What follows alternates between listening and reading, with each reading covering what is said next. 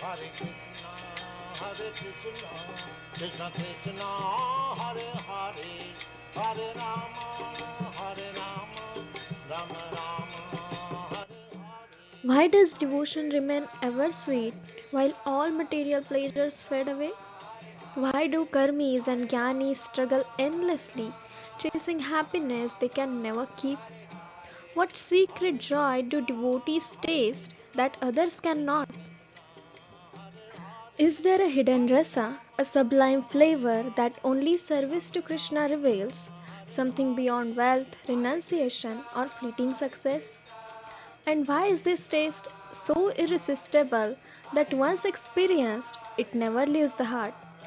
Today, Srila Prabhupada unveils the answer, the eternal sweetness of bhakti, the only true source of lasting fulfillment and joy.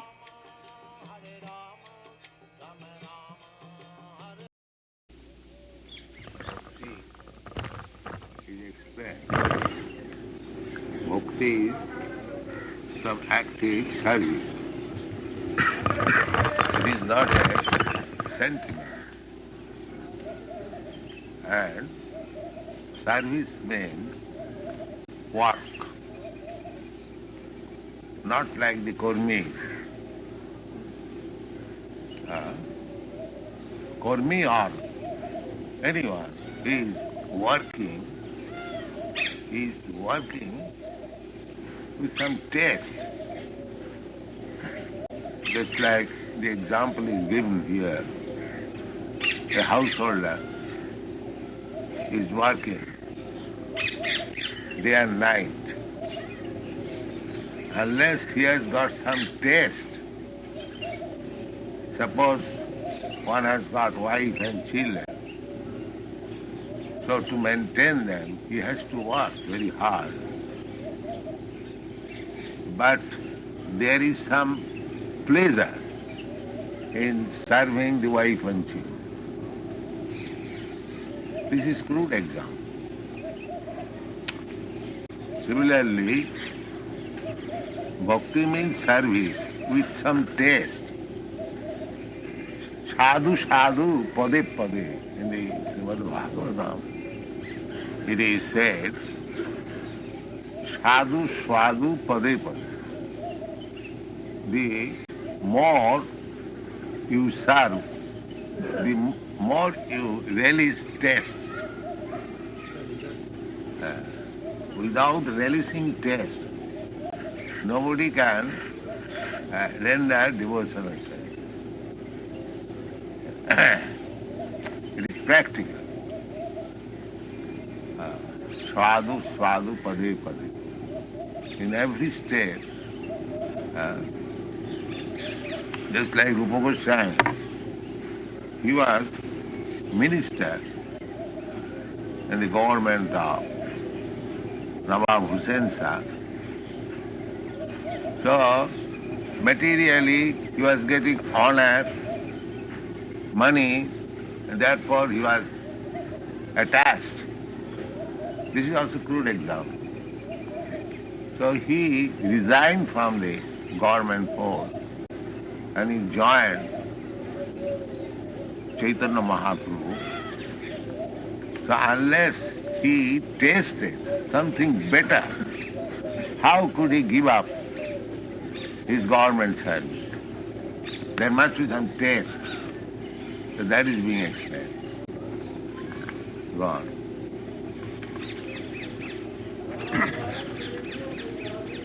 That force which drives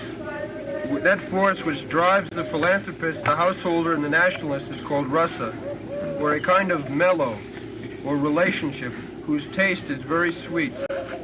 Bhakti rasa is a mellow different from the ordinary rasa enjoyed by mundane workers. Mundane workers labor very hard day and night in order to relish a certain kind of rasa which is understood as sense gratification. The relish or taste of the mundane rasa does not long endure, and therefore mundane workers are always apt to change their position of enjoyment. A businessman is not satisfied by working the whole week. Therefore, wanting a change for the weekend, he goes to a place where he tries to forget his business activities. Then, after the weekend is spent in forgetfulness, he again changes his position and resumes his actual business activities. Material engagement means accepting a particular status for some time and then changing it. This position of changing back and forth is technically known as bhakti-yoga, which means a position of alternating sense enjoyment and renunciation. The material world, because everything is temporary. So, sometimes when you are fed up with material activities, we stop to do it and become a renouncer. Bhakti-yoga.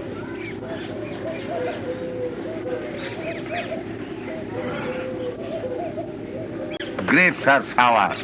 You know the story. A jackal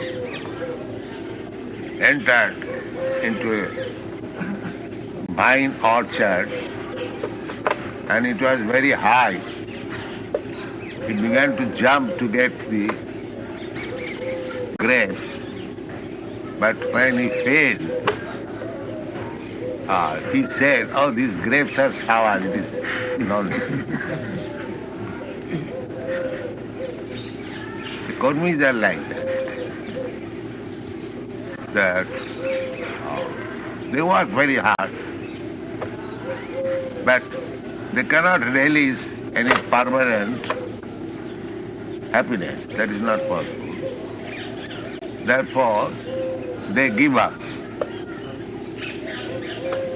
Brahma, Sattva, Jagan, Mithya. They give up these worldly activities as false, Jagan, Mithya. But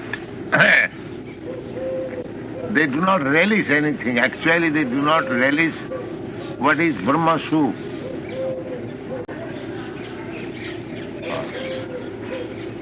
Therefore, again they fall down. Many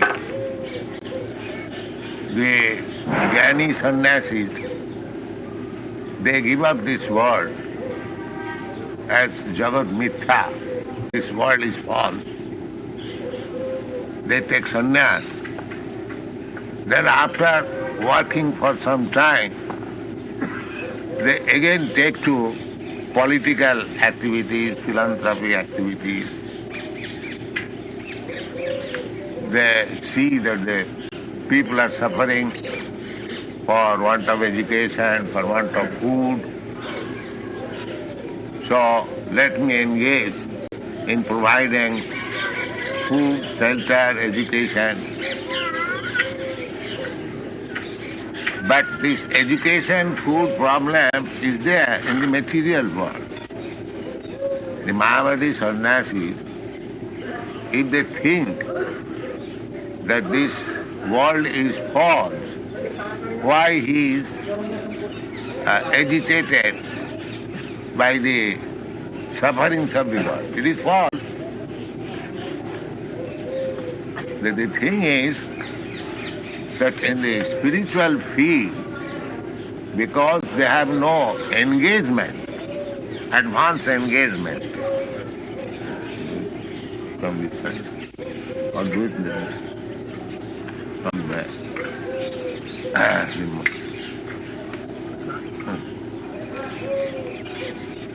আসুন এদিকে।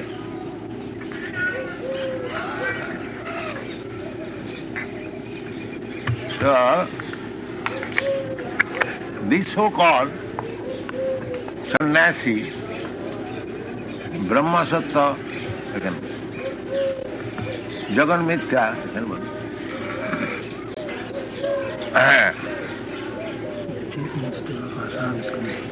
and in the Srimad Bhagavatam, Arujya Krishna Parang Padam Tato Padanti Adha. This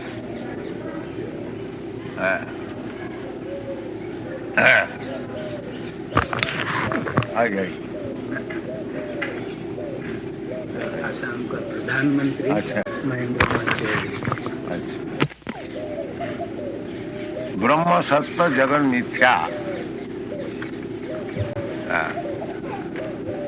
Jagat is not mithya.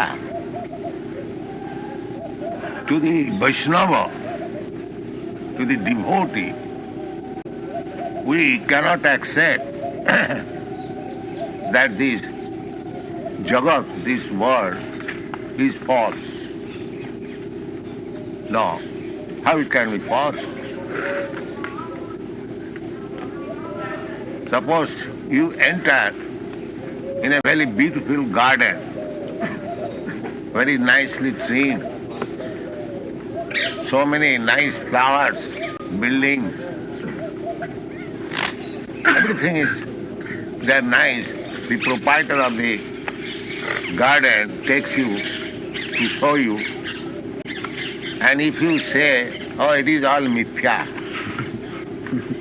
then how much depressed he becomes, let's see. I brought this friend to show the beauty of this garden, and he says it is mithya. Similarly, we don't want to depress Krishna. That is not our business. Krishna has created this nice world. Everything is very nice. The sun is rising just in exact time. It is setting in exact time. The moon is rising. The seasons are changing. And we are getting nice food, nice fruit, nice flowers.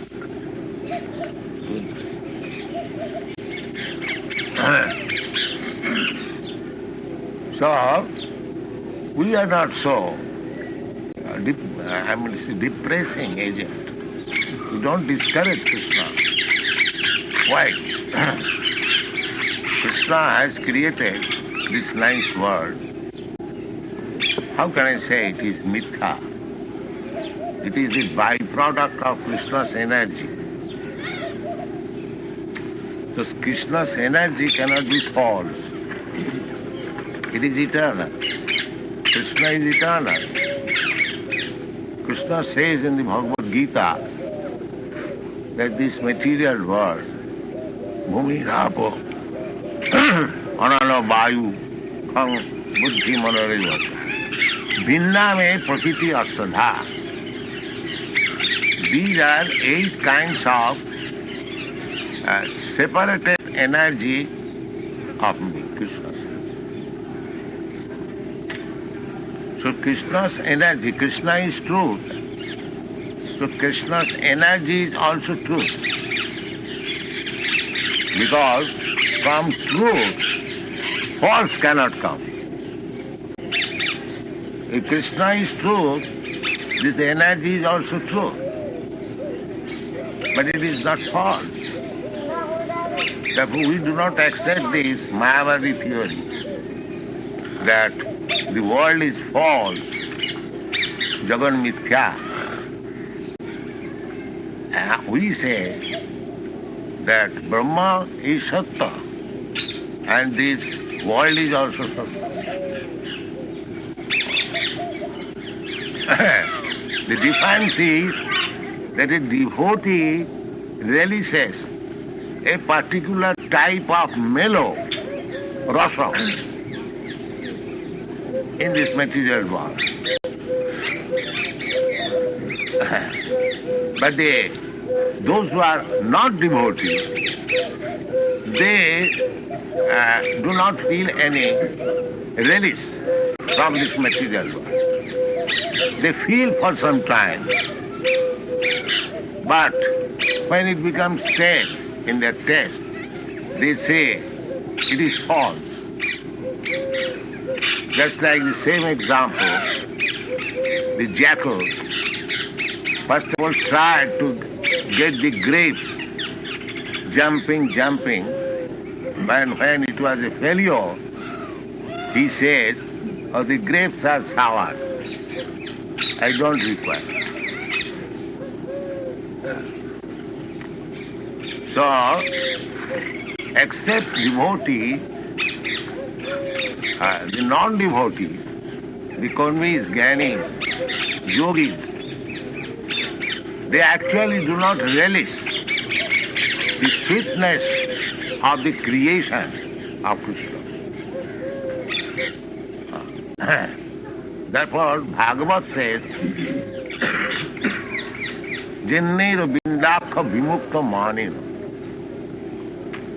So, persons who are thinking that they have become liberated by their own ways. Jnānīra bindyākha vimukta manina tai astabhāvāt avisuddha buddhaya. Actually, they are not tasted the absolute truth. Therefore, their intelligence is not yet purified. Avisuddha Buddha. Anyone who has not reached to the point of surrendering to Krishna, it is to be understood that his intelligence is still incomplete. In the Bhagavad Gita it is said, Bahunam janmanam ante jnanavan mang prapadati. Actually, one who is wise, actually, not falsely. Then, after many births of struggling in karma, jnana, yoga, he surrenders to Krishna when he actually becomes wise. Jnanavan. And there is a Bengali verse, Krishna ji bhaje se varo chatu. Yes. Unless one is very wise and intelligent, he cannot become a devotee of Krishna. The first class, intelligent class of man, he surrenders to Krishna. Just like Arjuna. Arjuna, after understanding Bhagavad Gita, he replied to Krishna, Karishye vachanam tam. Yes, I'll do. In the beginning, he was posing himself as a very nice man, renounced. My dear Krishna, the other side is my brother, my grandfather, my teacher, Dronacharya, my nephews, my son-in-laws, all my relatives, so I do not wish to fight. Let them enjoy. That was Arjuna's decision in the beginning. And thus Bhagavad Gita was taught to him. But after teaching Bhagavad Gita to Arjuna, Krishna inquired from him, now, what is your position? Your illusion is over or not? What you have decided to do now? He said, yes, my illusion is over. Karishye vachanam tam. What you are saying, I shall act. This is Bhagavad Gita. Understand? Sarva dharman parityajya mamekam. Then Arjuna went against his first decision. In the beginning he was non-violent, but he changed his decision, he became violent. Violent means he fought. He was a warrior, he was Kshatriya, his business was to fight when there is necessity. But in the beginning, he was illusion, karpanna dosa apahata sabhava. Sabhava, by nature, he was fighter, warrior. But karparna dosha, being miserly, apahata sabhava, he was going against his nature. And after understanding Bhagavad Gita, he was posed in his real nature. So, he is not going against the nature. Sthane sthita sutigatang tanuvang manobhi. This is the instruction given by Lord Brahma and accepted by Lord Chaitanya. Sthane sthita. Let everyone remain in his position. A Brahmana, position means Chaturvarnam maya system gunakarma vibhag. According to different qualities, goodness, passion, ignorance, there are different divisions of the society. Chaturvarna, the Brahmana. The Brahmana means most learned. Most learned means one who knows the absolute truth. Brahma jñānati iti Brahma. So there must be a section of the learned. There must be a section of the administrators, Kshatriyas. There must be a section productive.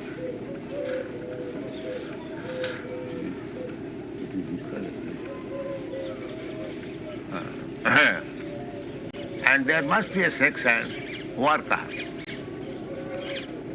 The Chaturvarna Maya system gunakarma vibhagasa, the society must be divided by natural way. It is divided. The intelligent class, the administrator class, the productive class, and the worker class. And they should cooperate. Then the society is perfect. The same example, just like in your body, you have got divisions. The head division, the arms division, the belly division, and the leg division. It is not that leg is less important than the head, but head is most important. Without head, the arms, the belly, or the leg cannot work. So there should be cooperation, but the division must be there. This is the vision of Krishna and Krishna conscious person. They do not say it is false. They utilize everything for the purpose of Krishna. That is Krishna consciousness. Most scientific and authorized movement trying to place people in a original constitutional position and cooperate for the service of Krishna. That is Krishna consciousness. Bhakti is neither dry renunciation nor temporary enjoyment. It is eternal sweetness in serving Krishna. This unique rasa keeps devotees always satisfied. True intelligence means surrendering to Krishna, where real happiness begins and never fades.